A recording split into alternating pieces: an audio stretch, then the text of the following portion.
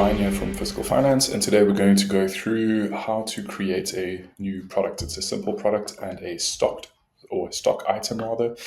And there are three ways that you can navigate to that page of creating a new product. You can either go to the plus button at the top of your screen over here and click product, or you can go to the left panel over here, select inventory, go to under new product, service, or asset, or you can go to your product listing where all of your products are found. You can select the plus button.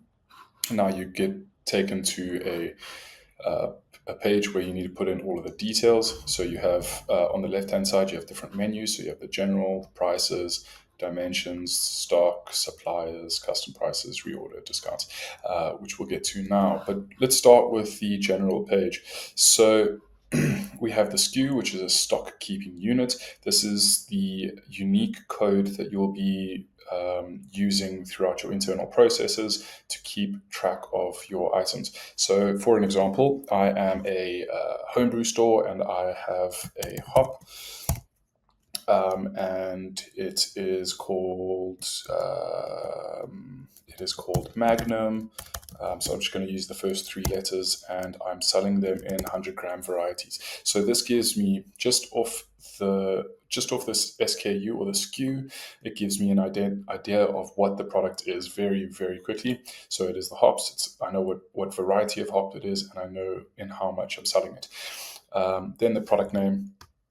So going back to the SKU, there are many different methodologies, but just don't start it with a 0 because you will get some issues with different integrations.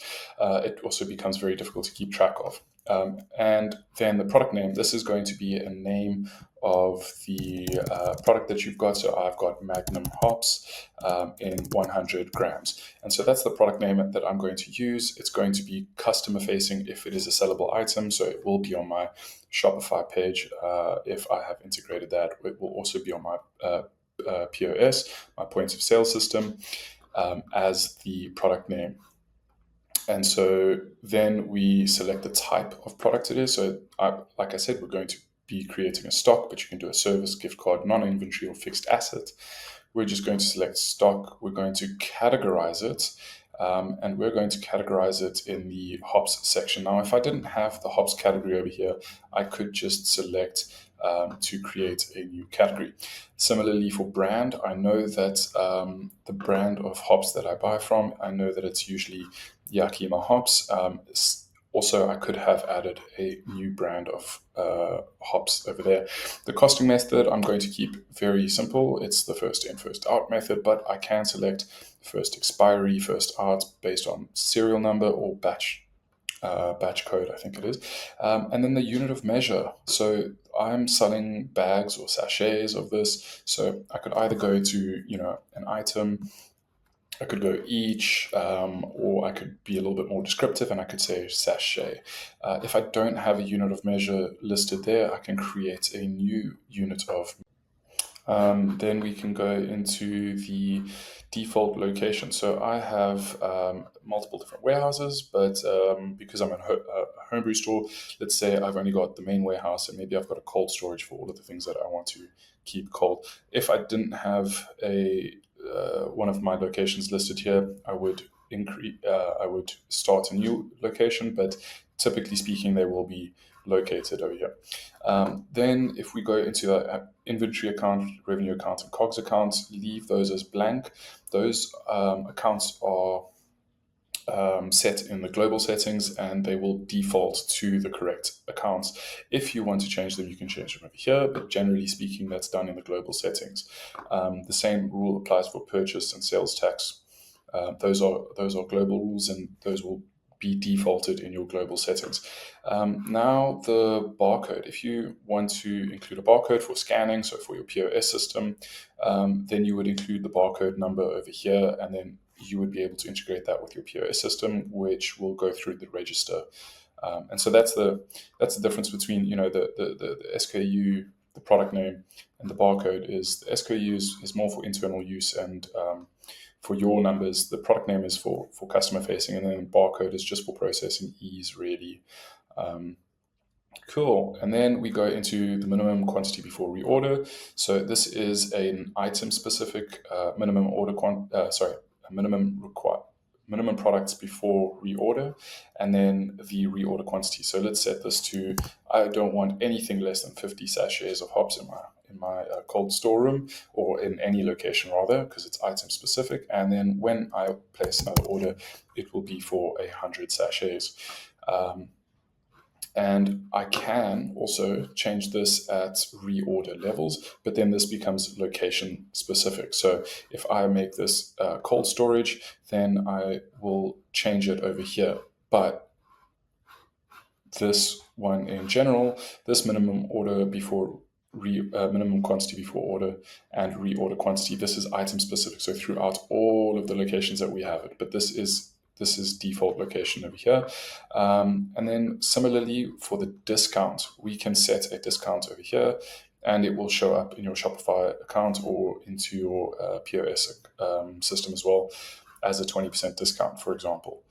If I wanted something a little bit more specific, I could then make it customer specific. So let's say I sell this product to a customer quite regularly and they have a specific discount that I give them, then I can put it over here. But this discount over here is item specific, not customer specific. Whereas this item, this custom price over here, or this discount section over here rather, is for customer specific. Yeah, so the BOMs, this is a very simple product I'm buying and selling, so there is no BOMs, or there are no BOMs rather. And then very, very, very important is to keep this ticked if it is a sellable item. If it is just like an inventory item, I'll just keep it as, and then that I don't sell it, I will select this as no, but I am selling this. Cool. Then we go into the short description. You can create a short description. So this is Magnum hops, 100 grams. And then I can make the Magnum hops. And then I can write your Magnum hops, dual purpose,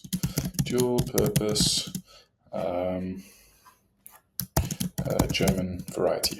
Oops. German variety. Okay. And that is everything on the general settings. Then I can go into my prices. I can select the pricing per tier. So these tier titles, the title of tier 1, tier 2, tier 3, those are changeable in your global settings. But for now, this is going to be, for example, e-commerce. So we'll make that 120 Rand. Tier 2 will be our storefront, so we'll make that 130 Rand. And then tier 3 will be our, for example, wholesale, and we'll make that 100 Rand. Okay, then we can go into the dimensions. The unit of measure is, I measure this in centimeters, but this is for processing and for good data on your shopfront. I'm not going to put any of this in right now. Then we have suppliers, so who I usually get it from.